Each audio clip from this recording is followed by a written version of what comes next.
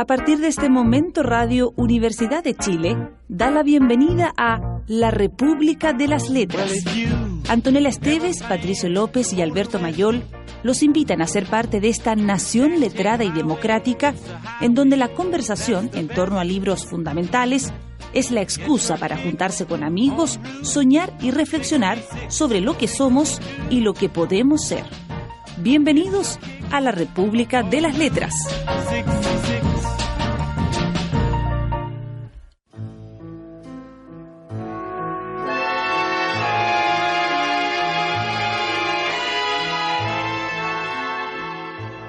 No he pagado la factura del teléfono.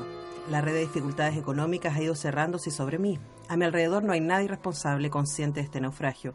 He escrito 30 páginas de relatos eróticos. He recordado que no tengo un céntimo y he telefoneado al coleccionista. ¿Ha tenido noticias de su rico cliente acerca del último original que le mandé? No, no las ha tenido. Pero estaría dispuesto a quedarse con el último cuento que he escrito y a pagármelo. Henry tiene que ir al médico, Gonzalo necesita unas gafas, Robert vino a verme con B y me pidió dinero para ir al cine. El hollín acumulado en el travesaño de la ventana cayó sobre mis folios y sobre mi trabajo. Robert vino y se llevó mi caja de papel de escribir. ¿Estaba cansado el viejo de pornografía? ¿Iba a producirse un milagro? Empecé a imaginarle diciendo, deme todo lo que ella escriba. Lo quiero todo, me gusta todo. Le enviaré un gran regalo, un cheque por todo lo que ha escrito. Se rompió la máquina de escribir. Con $100 en el bolsillo, recobré el optimismo. El coleccionista dice que desea mujeres simples, no intelectuales, le dije a Henry, pero me invita a cenar. Sentí que la caja de Pandora contenía los misterios de la sensualidad femenina tan distinta de la masculina que el lenguaje de los hombres no resultaba adecuado para describirla. El lenguaje del sexo aún está por inventarse. El lenguaje de los sentidos tiene que explorarse. D.H. Lawrence empezó a dotar de instinto al lenguaje. Trató de escapar de lo clínico, de lo científico, que solo capta lo que siente el cuerpo. Muy buenas noches, bienvenidos. Una voz femenina y no la mía es la que nos guía esta semana. Sí, era la tuya. Pero leyendo a otra, que no soy yo. Another. Anaïs Nin es nuestra invitada. Hicimos Henry Miller la semana pasada, así que este programa se podría llamar ¿Y qué dijo la otra? Y no tenemos a Alberto, pero tenemos a Carlos Azúcar. ¿Cómo estás, Carlos? Muy bien, muy agradecido por estar en esta tan especial sesión. Es especial esta sesión. Oye, sí. ese punto de partida ya superó todo lo que ha hecho Alberto en 5 años. Bueno, lo siento, Alberto. Podemos seguir viéndonos como amigos. Claro. Todo lo que pasa en este programa, una vez más, define que nuestra banca es mejor que los titulares. Ya lo sabemos. Siempre ha sido así. Así nomás es el rock. Y con nuestro querido Fernando Lagos al otro lado de los controles. Hola, Feña, ¿cómo estás? ¿Estás preparado para una hora de Anaïs Nin? ¿Sí? Bueno. Ok, entonces, vamos a lanzarnos con este libro que se llama Delta de Venus, que empieza con esta... Yo leí parte de la introducción, que es una especie de diario de Anaïs Nin, quien era especialista en diarios, además, escribió a lo largo de toda su existencia, y que básicamente explica, si uno lo quiere tomar así, cuál fue el detonante para esta colección de relatos eróticos, que básicamente tiene que ver con la pobreza y con una invitación que le hacen a Henry Miller, no a ella, para que escriba estos cuentos para un coleccionista. Esto es real, esto no es inventado. ¿O no? Yo no le creo nada. Yo la verdad es que conociendo a Henry, conociendo a Henry o a Anaïs, o a Paulina. O a Jun. O a Jun, claro. Conociendo a los dos yo creo que sí es cierto. Sí. Hay una porque hay varias cuestiones que a mí me parecen como muy interesantes de este relato, digamos, que está al inicio, digamos, de este libro.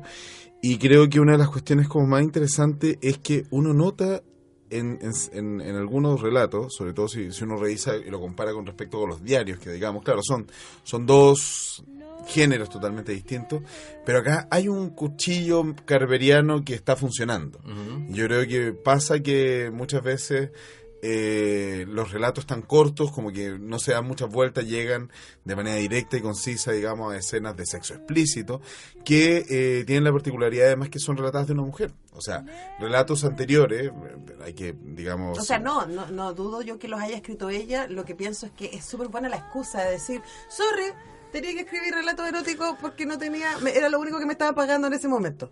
Ah, pero esa puede ser una justificación. La excusa perfecta, digamos. Eso estoy diciendo. O sea, ahora, digamos que doña Anaís no necesitaba muchos permisos para hacer lo que ella... Exactamente, que sería una excusa en realidad innecesaria, en definitiva. Pero yo creo que para la época, igual. Es que como espetó Alberto la semana pasada intentando defender a Henry Miller De nosotros. ¿Qué les pasa? Tal como se ha dicho de Elwin. Claro, ¿qué les pasa con el bueno de Henry? Hay que analizar a la persona en su contexto, no con los ojos del presente. El espíritu de época que llaman. El espíritu de época, ¿no? Exacto. Se trata de un relato que pone por primera vez la subjetividad sexual femenina, al menos en Europa o al menos en el momento en el que se produjo. Y eso evidentemente tiene un efecto y es bastante probable que esto que aparece al principio, pero estamos especulando nomás, haya sido planteado también como una manera, luego de la osadía de publicar este libro, de encontrar una coartada, ¿no? Porque bueno, una cosa es el impacto literario del libro y otra es la vida real que continúa cuando el escritor no es escritor y tiene que relacionarse con la sociedad en la que vive. La sociedad, ¿sabes cuál es el único detalle? Es que la sociedad en la que vivía, en definitiva, Nin, era hermana de Paulina, o prima hermana de Paulina. A lo mejor Anaís se atropelló a Cosita. Ahí está, por algo, claro. De manera... Pero no, yo creo que finalmente la sociedad en la que vivía, específicamente en el círculo en el cual se digamos, florecía finalmente Nin, era justamente Henry Miller, su esposa June, era Artaud, está, digamos, con varios círculos psicoanalistas. Y entonces yo creo que en realidad tampoco, digamos, un gesto como este tampoco hubiera estado tan fuera de lugar en ese momento. Ahora, yo creo que una cuestión más interesante en ese sentido es tratar de ver qué pasa en los años 60 cuando se publican y dan a la luz finalmente estos relatos. Y ella cerca de, más o menos, digamos, de haber sido estuvieron casi cerca de 10 año y ella no aceptó la autoría de estos relatos hasta después de una década. A ver, contemos la historia del libro porque yo la ignoro. ¿Cuándo se publicó? Se salen a la luz pública en los años 60 estos relatos. ¿Y cuándo se escribieron? Y estos se escribieron en los años 40. O sea, eran 20 años, digamos, que estuvieron escondidos. Y cuando aparecen estos relatos, Nin reniega de la escritura hasta que 10 años después, en los años 70, ella recién dice, sí, efectivamente estos relatos son míos y tienen más o menos esta característica. Ahora, sí uno podría seguir la lógica de que suena a pedido porque, como dice Carlos bien, los relatos van cambiando y al principio exacto, el reclamo que hace ella en esa introducción, que son varios como pequeños testimonios, es que el coleccionista, que era el que estaba pagando por estos relatos, solo quería sexo, no quería eliminar de todos los relatos todo lo que pudiera tener que ver con emociones, con intrigas, con cosas, y eso efectivamente es así en los primeros relatos que, digámoslo, son bastante fome y tienen además unos finales abruptos, así como ¡chan! Y se acabaron. Son cortitos, son absolutamente... El único hilo conductor además entre ellos es el sexo. Sí. Además, literalmente háblate de coitos interruptos. Sí, claro, sí. Oye, pero tengo un dato que te contradice, Carlos Azócar. Te apunto con el... No, mejor no te voy a apuntar esta noche. Mira lo que le pasa a la gente que apunta con el dedo. Sí. Me metí a un sitio bien especial, bien particular. Se llama Wikipedia. Lo recomiendo por si alguien no lo conoce. La novela fue escrita en la década del 40, como ustedes muy bien decían, pero dice acá que fueron publicados tras la muerte de Anaïs Nin, por primera vez en 1978. ¿Qué tal? Qué buen año el 78. Sí, fino, sí. Es mejor el anterior, pero el 78 es bueno también. El 78 está muy bien, ¿qué te pasa? El mejor año, el año de la ley de amnistía.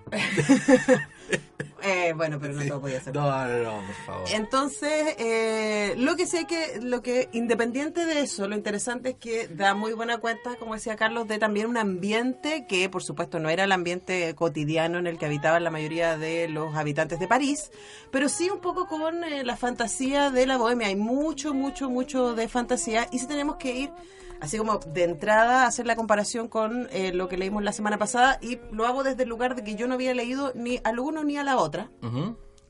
Y claro que estamos hablando de cosas distintas. O sea, erotismo, esto. ¿Tú leíste Trópico de Cáncer, Carlos? ¿Alguna vez? No, yo lo que he leído he estado más bien introducido en la trilogía Sexus Plexus. Ya, pero no sirve para eso, porque lo que decía Alberto, Albertus. Ese no lo leí en particular. Lexus Albertus. Como buen conocedor de Miller. Como un gran teórico del sexo. Era que, porque yo decía que Trópico de Cáncer me llamaba la atención que estuviera categorizado como un libro erótico, cuando la verdad es que de eso tiene poquísimo. Tiene escenas de sexo explícito, que para mi gusto no son eróticas, sino más bien literalmente sexuales. Claro. Por supuesto, muy desde un punto de vista masculino, muy de época, bla, bla, bla. Pero que el libro, el 85% del libro habla de otra cosa. O sea, de una reflexión del personaje, de su mundo, de la bohemia, de la escritura, del ser o no ser de sus amigos y lo que sea. Pero decía Albertus que Sexus era mucho más dedicado a solo ese tema. Sí, no, Sexus en particular es una... también hay varias excusas perfectas, digamos, en ese sentido, porque incluso yo creo que aquí hay que citar a no sé exactamente el autor original, que ha sido, digamos, quien escribió los libretos, digamos, de esta serie de House of Cards, pero aquí hay una frase tremenda que dice Frank Underwood, cuando de repente dice: todo en realidad trata de sexo, menos del sexo. Lo que se trata en realidad, el sexo, es de poder. Claro. Ajá. Entonces, yo creo que... Pero eso lo decíamos acá en el Marqués, especialmente. Claro, pero en ese sentido yo creo que, por ejemplo, en Sexus, Henry Miller lo que hace es tomar estos relatos, digamos, y finalmente develar relaciones de poder ensumadas, digamos, en el escenario donde supuestamente tendrían que extinguirse, que justamente en la cama y finalmente en la entrega total. Y él entiende, y en el relato constantemente lo que se está dando es una excusa para poder hacer una serie, digamos, de filosofía muy profunda, digamos, muy existencialista, muy nihilista, pero que también se vincula a una reflexión, yo creo que es primera vez que se hace, digamos, de manera tan explícita, un relato que realmente está muy cercano mucho más al ejercicio, digamos, de el Ulises de Joyce, digamos, que es una cuestión donde tú finalmente te encuentras con un relato donde el autor, o donde el narrador está constantemente haciendo una reflexión de sí mismo al estar finalmente relatando las cosas que le pasan. Ahora, me pregunto yo, y siendo hiper limitada mi experiencia en literatura erótica, ¿qué entendemos por? Porque para mi sorpresa, estos últimos meses que nos hemos atrevido un poco más con esos libros y que hicimos El Marqués y después hicimos a Henry Miller y ahora esto, a mí me pasa, y a lo mejor tiene que ver con la perspectiva femenina también, que los otros me parece que hablan mucho más de poder. Claro. Y que el objetivo finalmente, si uno habla de literatura erótica como esa que busca producir en el lector ciertas sensaciones, los otros dos libros no tanto, un poco más, porque efectivamente este libro se trata sobre todo de las sensaciones. Una cosa que a mí me gustó mucho del libro es que no es solamente describe, pero con todo lujo de detalles y de manera bastante explícita, las relaciones sexuales entre hombres y mujeres, entre hombres y hombres y mujeres y mujeres, sino también todo lo que es sensible. Ella se dedica mucho a hablar de la iluminación, de los aromas, de las texturas. Sí, y ahí yo creo que entramos en otro lado. A ver, yo primero creo que esta es una discusión... ¿por qué me apunta Fernando?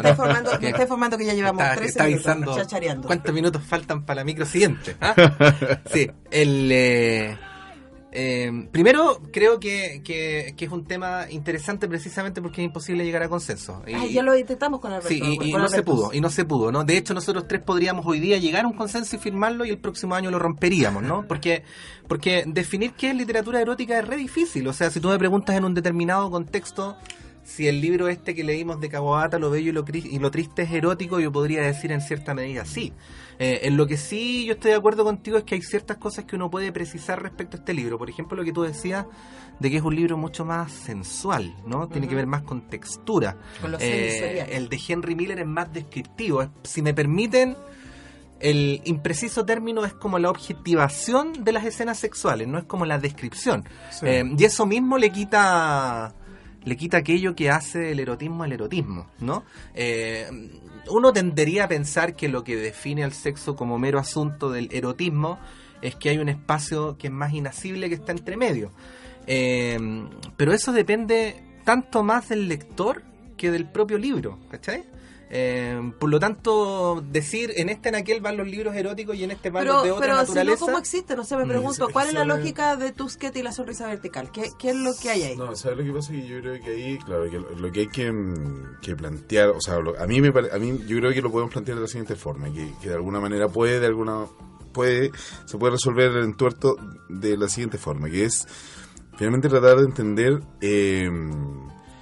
discúlpenme, claro, la pachotada intelectual, pero finalmente en términos de lo sublime, que es finalmente en términos estrictamente kantianos, como finalmente se puede entender aquello que te superas, finalmente tú te desbordas, no solamente en términos experienciales, sino que ante todo también de las posibilidades de los marcos de referencia que tú tienes en ese momento. O sea que cuando tú estás frente a un relato que efectivamente echa luz sobre algo que generalmente es inasible a través de la literatura y a través de la palabra, como diría Lovecraft, lo inenarrable, pero que efectivamente se genera una corrida de cerco con un determinado relato, y en ese paso tú finalmente accedes a lo sublime. Yo creo que ahí está precisamente lo erótico.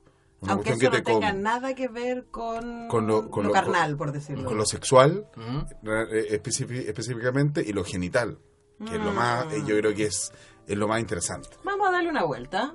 Es muy femenino lo que acabas de decir, no, Carlos. Hay un par de autores. Vamos a volver sobre eso y más. Pero me has asombrado. Patito, ¿partimos contigo? Partamos. ¿Y con la mujer de 60 años? Yo creo que tiene más de 60, de hecho. Bueno, hablemos de erotismo ahí. Pues. Hablemos de erotismo, ¿ah? Hay una película de ella. Uy, ¿cómo diablo se llama? La vi en un curso de cine español. Es rudísima. Ella, pero es una película de los 80, ponte tú. Y ella literalmente ahí, es la protagonista, y es una película erótica desde el punto de vista femenino, es muy potente. Y ella literalmente mata a un hombre ahí mismo, en esa escena. Y después seduce a otro para esconderlo, el cadáver. Ay, tengo que acordarme cómo se llama. Luego te cuento. El acuerdo o algo así. Sí, bueno, Sabina decía, por nada en el mundo rompería mi hermandad con Víctor Manuel, salvo por una noche con Ana Belén. Derroche, vamos a eso.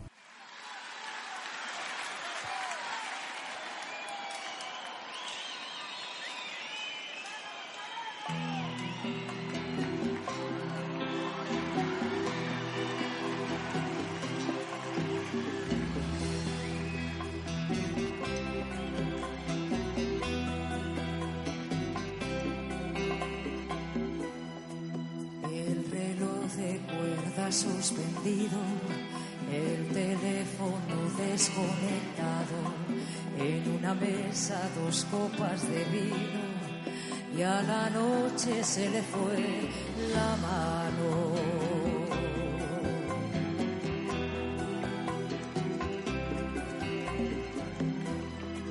Con mirarnos todo lo dijimos, y a la noche se le fue la mano.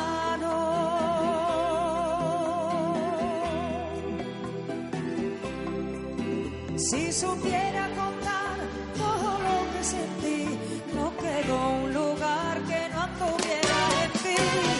Besos, ternura, que derroche de amor, cuánta locura. Besos, ternura, que derroche de amor, cuánta locura. Que no acabe esta noche ni esta luna de abril, para entrar en el cielo no es preciso morir.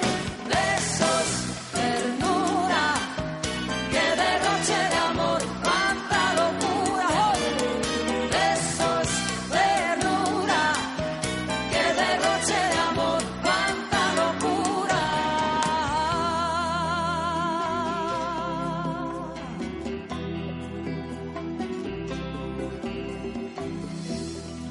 Parecíamos dos irracionales que se iban a morir mañana.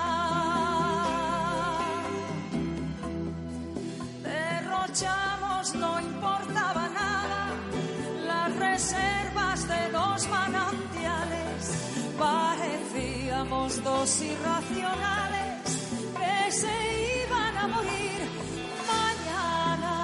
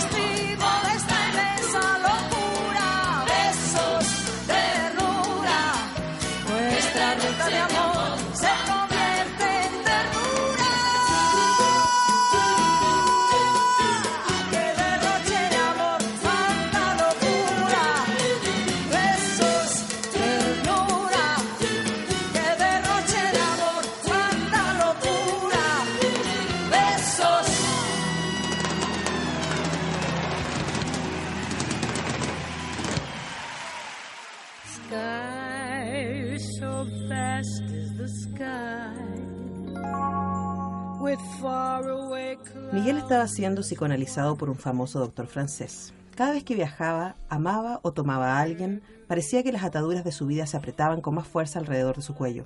Deseaba la liberación para asumir su anormalidad, pero no la conseguía. Cuando amaba a un muchacho, lo hacía con la sensación de que cometía un crimen. La consecuencia era la culpabilidad y entonces trataba de purgarla con el sufrimiento. Ahora podía hablar de ello y desplegó toda su vida ante Elena sin avergonzarse. Ella no se sintió dolida por eso, sino aliviada de muchas de sus dudas acerca de sí misma. Como Miguel no comprendía su propia naturaleza. Al principio le había culpado a Elena, achacándole lo que en realidad era frialdad suya hacia las mujeres. Dijo que esto se debía a que ella era inteligente, y las mujeres inteligentes mezclan la literatura y la poesía con el amor, cosa que le paralizaba. Manifestó asimismo que era positiva y masculina en algunos aspectos, lo que le intimidaba. Tiempo atrás, Elena había aceptado de inmediato esos argumentos y había dado en creer que las mujeres sutiles, intelectuales y positivas no pueden ser deseadas. Si al menos, le había dicho Miguel, fueras más pasiva, muy dócil, muy inactiva, podría desearte. Pero siempre noto en ti un volcán a punto de estallar, un volcán de pasión, y eso me asusta. Pero me gusta. Ana Isla, no, a él no le gustaba. Le da curiosidad, pero no le gustaba. No, sí. Ahora, eso solo lo podría escribir una mujer, créanme.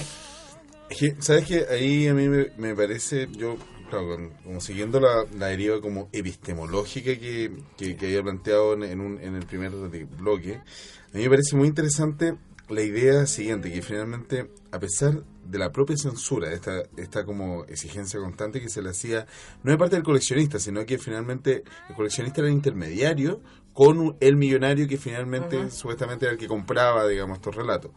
Entonces, lo interesante es cómo, de alguna manera, a pesar de a pesar de esta constante censura, La limitación, la serpiente pervive. Pero es que además yo creo que va agarrando ritmo. Claro, va agarrando ritmo, y por otro lado también yo creo que hay lo que ella misma plantea, de hecho en la introducción en los diarios, es que finalmente existe de alguna manera una forma de acercarse a lo erótico de lo femenino que es muy propio de lo femenino, que es ineludiblemente femenino. Entonces yo creo que dentro de eso hay un juego que es muy interesante, que es finalmente como dentro de las ciencias sociales generalmente se piensa, y es que finalmente, a pesar cualquier tipo, hasta la más, digamos, más cruda dictadura, la más cruda represión, siempre genera dentro de los sujetos subalternos algún tipo de resistencia. Y yo creo que esa cuestión es muy propio de lo femenino, son la estrategia de la subalternidad. Y dentro de esto yo creo que no solamente, digamos, claro, hay un acercamiento que es totalmente distinto, sino que además hay una cuestión que está constantemente colándose. A pesar de que ese relato, claro, como tú decías, solamente podría ser escrito por una mujer. O sea, específicamente en donde la mujer se siente cuestionada en su deseabilidad por ser relativamente inteligente o activa. Por supuesto, dejó de pasar después de los años 40. Pregúntale a Kevin Johansen. O a mí o a tantas amigas que te podríamos contar al respecto. Pero sí... A mí me parece que lo que opera acá es que ella va, cuando te digo va agarrando ritmos, que los primeros cuentos son bastante toscos y tratan de seguir esta instrucción de quiero sexo, dame sexo, y ahí está escrito ya, ok, los tipos se encuentran, bla, porno, literal, lo más cercano a lo que podría ser una película porno en esa lógica. Pero ella después va desarrollando personajes. Este cuento en particular, Elena, es un cuento muy largo, en donde aparecen varios personajes como tales, además que es algo que es distinto a los cuentos anteriores, porque Elena está muy bien explicada, Miguel, que fue su primer amor, que finalmente era homosexual, bla, bla, bla, el español con el que tiene esta relación, aparece Bijou, que es una prostituta que luego va a tener su propia historia, relato, claro. Y uno empieza a entender lazos, y una cosa que también dice ella en la introducción es que es difícil entender lo erótico, no lo sexual, lo erótico sin los lazos, sin las intrigas, sin las tensiones, sin las emociones que están vinculadas, y uno ve cómo eso se va desarrollando a lo largo del libro, y probablemente a mí me pasa que me parecen mucho más sensuales y mucho más excitantes, literalmente, los cuentos que van hacia el final, que son más complicados, que tienen más emoción, que tienen más vuelta, que aquellos que son al principio. Pero a lo mejor, como tú dices bien, tiene que ver también con cómo una versus unos han sido entrenados para. Sí, no, o sea, de manera definitiva, yo creo que el trabajo que hace Nin es uno, o sea, primero yo creo que esta misma, la historia al comienzo, las historias del comienzo, sobre todo tienen un sinsentido gigantesco. ¿Sí? O sea, a mí me pasaba que de repente eran solamente excusas, pero malas excusas, digamos, porque era como... Sí, pero como pedir una pizza. Pero es interesante porque también pasa lo mismo en la ópera, ¿me entiendes? Donde finalmente la ópera muchas veces, el relato mismo operático, tiene unas salidas que tú realmente dices, en realidad esto no tiene nada que ver con nada. Entonces, justamente, claro, la idea, yo creo que no era una idea finalmente de contar historias, sino que incluso Nina en ese sentido se pone como en lo post-dramático. ¿Sí? No hay un nudo dramático que... Pero ese post-dramatismo es fría, finalmente. Sí. Sería mi impresión. Sí, no, o sea, es que finalmente lo interesante es cuando, por ejemplo, se pone el caso, o sea, hay una carta que le mandan, no solamente le manda a ella, sino que se lo manda como con todos aquellos que habían sido de alguna manera las vertientes de las cuales se nutría finalmente cada uno de los relatos que se encuentran en este tomo, sino que además y en esa carta le dicen finalmente lo que realmente trata el sexo es de todas estas cosas que usted está dejando de lado. Exacto. Entonces justamente ahora tiene que, o sea, discúlpeme usted, señor financista. Déjeme que le enseñe. Lo odiamos. Esa es Oye, tenemos que ir a una pausa, Pato, así que guarda todos tus comentarios para el próximo bloque. Yo iba a leer un parrafito, pero no importa. Pero sigamos tú con el parrafito siguiente. Porque tenemos a que ir pausa con nuestros auspiciadores, por que supuesto. son los que financian nuestros viajes y nuestros viáticos y nuestra experiencia. Claro, experiencia de experimentación. Vamos a ir a la pausa y al regreso vamos a partir pegados con un tema, un clásico. Peggy Lee, Fever. Qué mejor. Wow. Y después vamos al tercer bloque.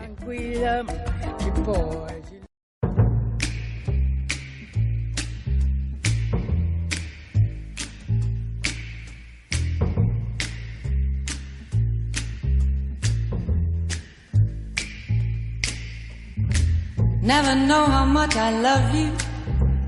Never know how much I care.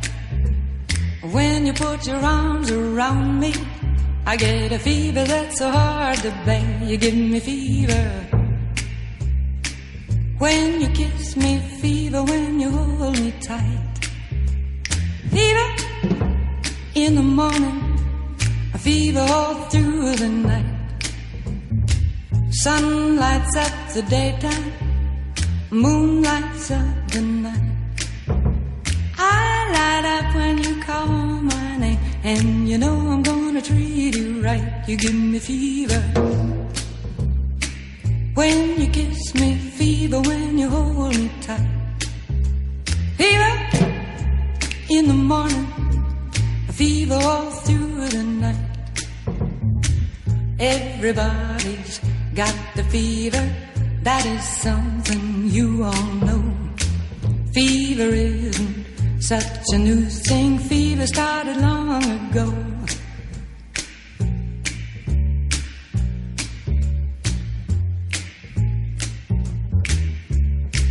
Romeo loved Juliet, Juliet she felt the same.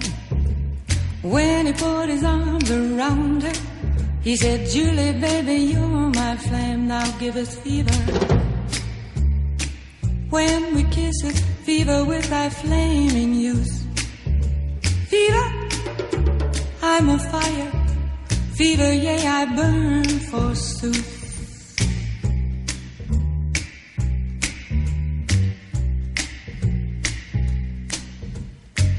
Captain Smith and Pocahontas had a very mad affair. When her daddy tried to kill him, she said, Daddy, oh, don't you dare give me fever. With his kisses, fever when he holds me tight. Fever, I'm his missus. Daddy, won't you treat him right? Now you've listened to my story. Here's the point that I have made. Chicks were born to give you fever, be it Fahrenheit or centigrade, to give you fever. When you kiss them, fever, if you live, you learn. Fever, till you sizzle, what a lovely way to burn.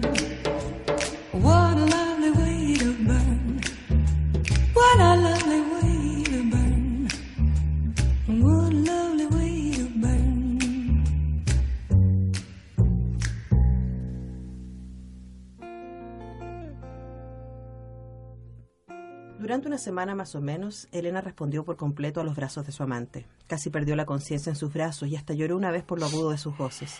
Entonces advirtió un cambio en el ánimo de Pierre. Estaba preocupado, pero no le preguntó nada. Interpretó esa preocupación a su manera. Estaría pensando en su actividad política, que había descuidado por ella.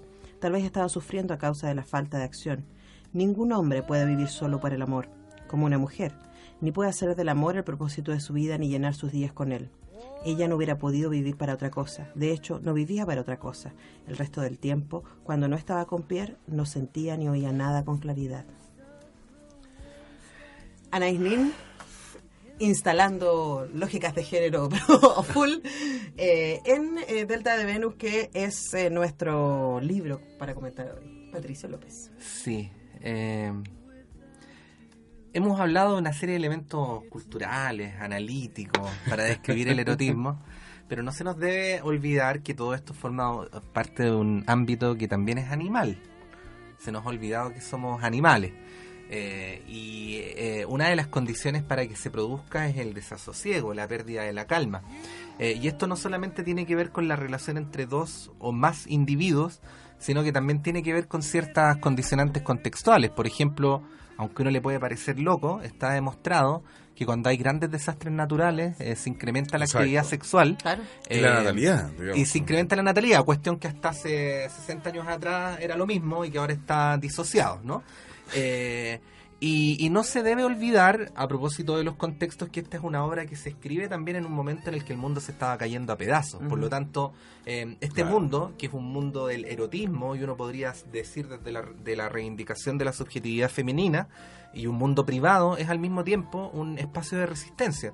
De hecho, a mí me llamó la atención que en distintas partes del libro, y a propósito de distintos temas, incluso de descripciones de posiciones sexuales, permanentemente se alude a la palabra resistencia o a palabras que tienen que ver con ese significado, lo cual da cuenta de que esa dimensión de alguna manera se cuela, ¿no?, en la escritura del libro, y constituye un elemento interesante para el comentario. Eso. Mira. Sí, yo creo que ahí está justamente la dimensión política que puede tomar finalmente digamos esta necesidad constante de mantener finalmente la subjetividad femenina, a pesar de, insisto, o sea, a pesar de todo, sigue finalmente cuando hacía la alusión a la serpiente, no era menor, porque no sé si se acuerdan de estos correos que se mandaba Sati con el cardenal, con la señora, Errázuriz. Con Errázuriz, sí. Justamente. Se mandaban y finalmente una de las cosas que decían es que se deseaban, por ejemplo, cuando no fuera nombrado, querían el edecán que querían en ese momento, no el edecán, el capellán que estaba en ese momento, sí. Era Berrío, que estaba justamente en la posibilidad de entrar, y cerraban justamente cada una de sus encíclicas, digamos, estas cosas que era con esta frase, que era que finalmente harían que la serpiente no perviviera. Y ese signo es muy interesante si uno este símbolo uno lo lleva finalmente a la idea dentro del catolicismo que tiene la mujer con respecto al conocimiento. Uh-huh. Entonces por eso yo te decía que finalmente hay una cuestión, epistemológica en juego que es muy, pero muy, muy importante, sobre todo porque creo yo que en la construcción que se hace, por ejemplo, del amor romántico, así como para que existiera finalmente un Shakespeare, tenía que existir finalmente un Marqués de Sade, y viceversa. O sea, toda la construcción de un amor romántico y de la idealización de un determinado vínculo, que es un vínculo individual, digamos, que es la invención finalmente del amor, histórica del amor romántico, tiene que también existir su contracara, que es finalmente la perversión. Bueno, a mí me parece que en esta lógica la conversación entre Delta de Venus y Trópico de Cáncer es bastante de esa línea. Claro. Es muy distinto. Ahora lo que me llama la atención, y por eso escogí este espacio, uno tendría la fantasía, y me pasa a mí con el cine de mujeres, en decir, bueno, cuando una mujer hace una película va a ser inmediatamente, va a ir en contra de los roles de género que se han instituido, o como cuando una mujer escribe, va a escribir desde otra experiencia, y escribe desde otra experiencia. Claro. Pero a veces lo que hace es replicar la experiencia instalada, que es un poco lo que pasa con esta frase. O escribir por desmarque y no por afirmación genuina. Claro, o sea, Por ejemplo, cuando habla de Leila más adelante, que podría haber sido otra canción interesante Leila, para poner, wow. que es una lesbiana, ella dice que ella sufre constantemente por no poder ser ni una cosa ni la otra. Y esta frase que me llamó mucho la atención, que me acordaba mucho a La ridícula idea de no volverte a ver, de Rosa Montero, que leímos, en donde ella explica en una página, dice que las mujeres se apasionan en el amor porque es el único lugar donde les es permitido apasionarse. Que los hombres tienen todo el mundo para apasionarse, pueden apasionarse por la ciencia, por las políticas, por la educación, por la cultura, por las artes, pero las mujeres solo tienen este espacio. Y ella, cuando dice, ella no puede vivir de otra cosa que es el amor, y ella entiende que él necesita más que amor para vivir. Claro. Y eso de alguna manera también explica la manera en que se relacionan los personajes al interior de este libro. Por supuesto que Anaïs Nin es muy, muy valiosa desde la mirada, como también pensaba en esta chilena, que la película... Bombal, claro. Desde instalar otra manera de sentir. Otra manera de ver, pero de ese mostrar. ver está instalado en una lógica de rol. Claro, pero lo interesante es cómo, o sea, yo creo que la idea de poder echar luz frente a cuestiones que justamente no están claras, que solamente, o sea, cuando ella narra finalmente la subjetividad o desde la subjetividad femenina, yo creo que es justamente aquello sobre lo cual la masculinidad no había podido entrar. O sea, que finalmente es una cuestión que no puede narrar el otro. Entonces la posibilidad que tiene, insisto, epistemológica, de poder echar luz con respecto a una cuestión que es absolutamente vedada finalmente para el patriarcado, en definitiva, es la gracia que tiene finalmente un tipo de relato como este. Ahora, eso me genera unas preguntas que las voy a dejar para el siguiente bloque, porque... Me vuelve a asombrar a Zucker con su alusión al patriarcado. Sí, es realmente... Realmente es una caja de sorpresa. Yo quería leer un párrafo, ¿lo leo ahora o después? Léelo después, porque ahora vamos a ir a Clepsidra. Tenemos que saludar a Clepsidra. A nuestro querido Marza Arras. Sin Clepsidra no somos nada. No somos nadie. En Macul 94 hay un lugar que irrumpe en medio de la monotonía, porque ustedes saben muy bien que el sexo y el deseo, como decía Anaïs Nin, no florecen en la monotonía, no florecen en la rutina, florecen en la búsqueda. Y uno abre esa puerta que además tiene una campanita que es bastante parecida a la serpiente. Claro. Y luego de ello uno se encuentra con una vorágine de tentaciones, de sensualidad, de evasión, de vino, de drogas, de conocimiento, de búsqueda interior. Ese lugar se llama Clepsidra. Sí, para que vayan y también para que los conozcan pueden visitar su web, clepsidra.cl, o su Facebook, Clepsidra, librería Clepsidra, en donde pueden tener más datos y buscar los libros que les interesan y hablar además con Omar y su equipo, que son lo máximo. Una librería voluptuosa, una librería concupiscente. Y actualmente está un poquito, digamos, en el plano de lo erótico también, porque está un poquito escondida, ¿no? Todavía está como que se deja ver detrás de estas construcciones, de esto. Entrever. Claro. Se viene el día del libro, además. Celebra todo. El día de la madre. No, pues el día del libro. Hoy día mismo. ¿Qué estás planteando? Sí, hoy día mismo. ¿En serio? Sí, po, hoy día 23 de abril. Se nos había olvidado. Wow. Bueno, vamos a ir a escuchar música. Sábado 23. Sí, pues sábado 23, que me quieren confundir. Claro. No sé muy bien, luego te diré por qué. Además hay que decir que uno además cuando entra en contacto con Omar es una relación ineludiblemente erótica. Por sí. O sea, Omar es un hombre que finalmente con el conocimiento... Omar es el sátiro de la República de las Letras. Tal cual. Sí. Está siempre una colección. Oye, Carlos, vamos con tu tema. Sí, yo quiero escuchar los niños rosados de uno de los, digamos, creo que de los cantautores que actualmente más está innovando, sobre todo no solo en temática, sino que también en términos estilísticos, que es Me llamo Sebastián, con Los Niños Rosados, que habla de todas las cosas que a Nin también le interesan. Estupendo, vamos con eso.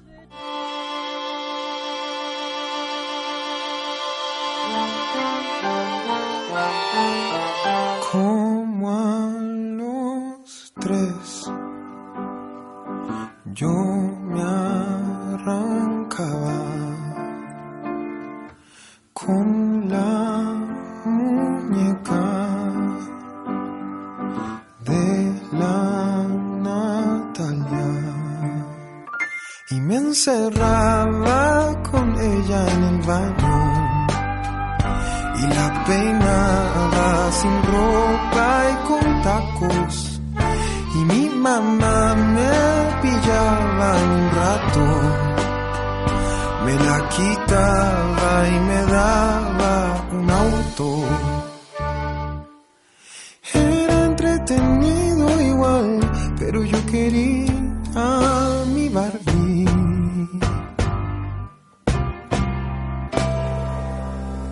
Niñas rosadas y niños de azul, si hay montones de colores, porque solo dos combinaciones. Puedo portarme como un Superman y otro día en la noche soy Gatúbela y me voy a rondonear.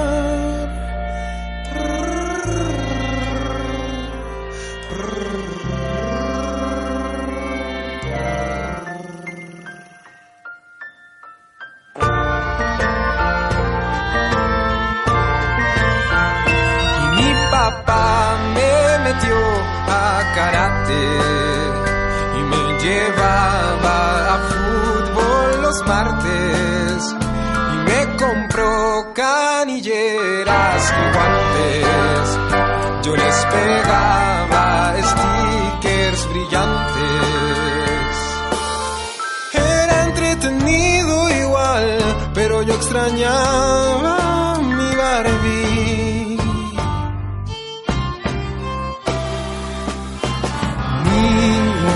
Rosadas y niños de azul, si hay montones de colores, porque solo dos combinaciones. Puedo portarme como un Superman y otro día en la noche soy Gatúbela y voy a bailar con niños rosados y niñas de azul, con millones de colores, sin vergüenza de combinaciones, donde las reinas se saben pintar y los príncipes se pueden agarrar a besos si ellos quieren.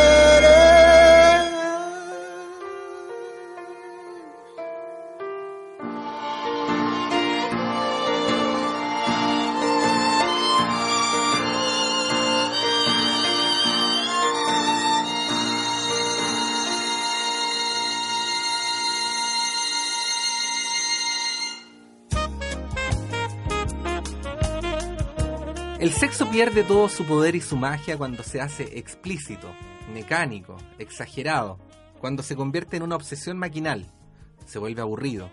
Usted nos ha enseñado, mejor que nadie que yo conozca, cuán equivocado resulta no mezclarlo con la emoción, la ansiedad, el deseo, la concupiscencia, las fantasías, los caprichos, los lazos personales y las relaciones más profundas, que cambian su color, sabor, ritmos e intensidades. Usted no sabe lo que se está perdiendo a causa de su examen microscópico de la actividad sexual, que excluye los aspectos que constituyen el carburante que la inflama. Aspectos intelectuales, imaginativos, románticos y emocionales. Es lo que confiere al sexo sus sorprendentes texturas, sus sutiles transformaciones, sus elementos afrodisíacos. Usted está dejando que se marchite el mundo de las sensaciones. Está dejando que se seque, que se muera de inanición, que se desangre.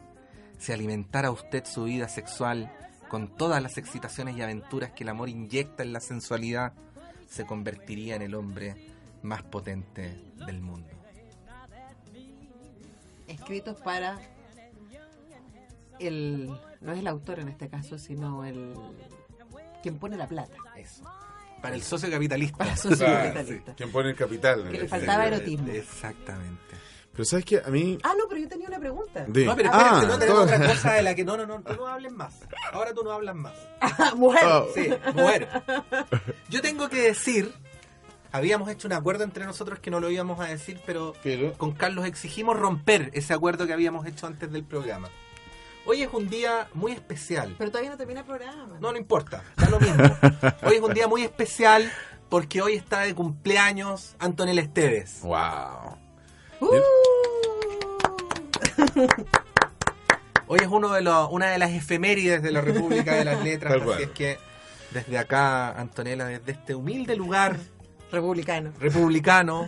elevo mis parabienes Gracias, hacia tu compañero. persona. Gracias, compañero. Sí. No, igualmente, me sumo infinitamente Me sumo a las palabras de Patricio. a las palabras de Patricio. Sobre todo en estos años, en estos días tan convulsionados, digamos, por por aquellos que se fueron, pero lo importante son aquellos que quedan y que luchan toda la vida como Antonella. Así Claro. que... Ahora pensaba que tú eres... No como... ¿Puede ser Don Patricio ahora? Oh, no, no, por favor.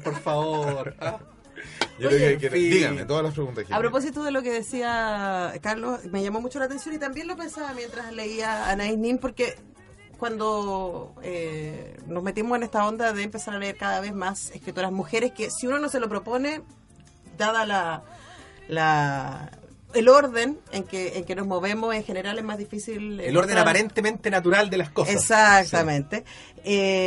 Claro, empezamos a mirar las cosas desde otro lado y quería preguntarles, porque a mí me resulta muy familiar el lugar desde donde escribe Anaïs Nin y las cosas que describe y literalmente donde se fija el placer, donde se detiene en términos de descripción, en los espacios, en las sensaciones, en la piel.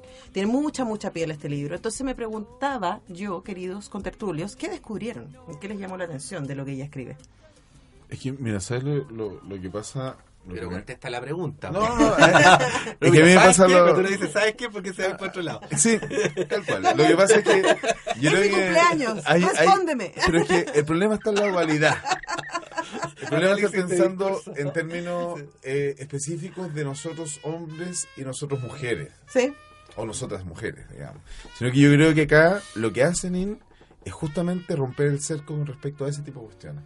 O sea, no solamente con una cuestión que la teoría de género y con posterioridad, digamos, la segunda, tercera oleada comienza a cuestionar, que finalmente como las distintas dimensiones de la sexualidad. Por un lado, la identidad sexual, que está constantemente, digamos, siendo rota en esta obra. Por ejemplo, aparece, así se hace un relato sobre una hermafrodita en este Sí. caso, porque ella, finalmente, claro, entonces ahí existe una cuestión que no solamente con la identidad, que tiene que ver con la identidad física, sino que también con la Sí, identidad... pero hay una descripción desde un lugar en donde, por ejemplo, Nin describe que es hermafrodita, igual que era lesbiana, lo pasaba pésimo. Sí, lo pasaba pésimo, claro, pero yo no creo que lo que hace justamente en ese mismo gesto Nin es romper con la feminidad clásica. Ese es el asunto que yo creo que ella está constantemente como cuestionando en el sentido siguiente, porque como mencionábamos muy al pasar, ella en algún momento, para poder tener la imaginación, digamos, para poder construir estos relatos, lo que constantemente hace es que los amigos o digamos todo el círculo en el cual artístico, bohemio, en el cual ella se encuentra, le comienzan a relatar cosas. Y entonces en eso yo creo que finalmente hay un ejercicio que hace que justamente todos se trasvistan. Sí, pero yo tengo un pero. ¿Entiendes? O sea, con porque eso. finalmente lo que pasa es muy interesante cuando empieza a decir, mira, los homosexuales comienzan a hablar de mujeres, como si fuesen mujeres. Los más mojigatos comienzan a fantasear. Sí, sí. Y entonces va a ser justamente haciendo un juego que, de hecho, el profesor Alberto Mayor lo trabaja muy bien, digamos, en su tesis doctoral, que es cuando él piensa hablar de las transvaloraciones. Yo creo que en ese juego de las transvaloraciones hay cosas que se trasvasijan que son mucho más allá del lugar. O sea, no es solamente aquello de las posibilidades que tiene el sexo, sino que además, ante todo, también entender cuáles son los distintos lugares de los cuales se habla. Sí, Yo yo creo te que esos diría ejercicios que son- sí, pero mi pero ¿Ya? tiene que ver con que hay una subjetividad que instala una moral al interior de este libro, del ¿Ya? Delta de Venus, que es lo que estamos comentando, Ajá. que no es una moral, la lógica continua en que lo usamos, sino más bien es una moral del placer, si quieres ponerlo así. Y en esa moral del placer que de alguna manera ella instala, las mujeres disfrutan cuando están en brazos de los hombres y cuando se sienten amadas, cobijadas y bla, bla, bla. O sea, estoy diciendo hay roles que están, independientes de que pueda haber este despliegue de distintas posibilidades de la sexualidad. Claro. Y De hay la unas identidad, escenas eróticas muy finalmente a las power. orientaciones. Claro, hay escenas eróticas muy bonitas entre tres mujeres, por ejemplo, Claro. que están muy bien descritas y son muy emocionantes. Pero, por lo que ejemplo, quieras. también hay escenas de pedofilia. Sí, pues, pero es exactamente lo que estoy diciendo. No está ¿Ya? tan libre porque ese cuento, por ejemplo, termina muy mal para el pedófilo. Claro. O sea, no hay una cosa... Que hay una cuestión moralizante en eso es lo que definitiva. estoy diciendo, que Ya. no hay esta cosa que está desapegada de el puro habitar gozoso, sino que efectivamente hay una instalación de, bueno, pero más allá de cómo, lo bien que lo pasemos, lo desordenados que podamos ser, el orden sigue siendo este. Es un poco lo que me resulta. O sea, ¿tú crees que dentro de todo prevalece finalmente el placer ante todo? O sea, la ley del placer es aquella que en definitiva es la que se mantiene. Yo creo que efectivamente existe una ley. Ya. Y que aunque está el gesto, que me parece súper poderoso y potente, y lo agradezco, y qué bueno haber leído a Nainil, y creo que la debería haber leído más chica, sí me parece que también como Henry Miller dan cuenta de un pensamiento de época como todos nosotros en el momento en que producimos. O sea, digo que independiente de su gesto no se puede arrancar de su contexto en el que incluso ella, con todo su desastre, con haberse acostado con su papá, ¿cachai? Claro. Con haber sido vígama, parte importante de su vida, y etcétera, también está ahí. Está funcionando esa lógica. La lógica moralizante. en definitiva. No completamente, o sea, la lógica cultural, si quieres ponerla así. Sí, no, es que... Ojo, que no estoy diciendo que sea malo, estoy es diciendo que... Es que ¿sabes lo que pasa? Que yo tengo ahí hace rato que vengo pensando una cuestión muy, digamos... Yo lo entiendo como una cuestión profunda, pero en realidad como que lo he conversado con bastantes amigos psicoanalistas y demás. Y finalmente lo que me pasa es que, por ejemplo, yo he pensado una cuestión que es lo siguiente, que es la posibilidad de que exista una positividad del placer y del deseo. Eso lo vamos a dejar para el otro programa, porque tenemos que irnos y Pato tiene que decir las últimas palabras. Las últimas palabras son feliz cumpleaños, Antonella. Gracias, Patricio. Nos Todo vamos. deseo se constituye a partir de una norma. Esa es la cuestión final. Eso puede ser, Ya. sí, ok. Eso te es lo que me compro. estaba hablando. Ok, Bueno. nos vemos la próxima semana. Gracias a nuestros amigos de Facebook. ¿Con qué venimos la próxima? No se sabe. No se sabe, un No se misterio. sabe, compañero. Pero como le es. avisamos Le por agradezco de Facebook. todas maneras la invitación Gracias, y tremendo Carlos, libro, por además que me invitaron a comentar. Sí, oye, hay que buscar una nueva función para Alberto Mayol. Contámoslo ahora. Bueno, acuérdate, yo me voy Pues- en un par de semanas. Ah, claro, Ya, es verdad. ya, es solo verdad. los niñitos. Uy, no, Nos vemos. en fin. Chao. Chao, gracias. Quiet walks by quiet streams.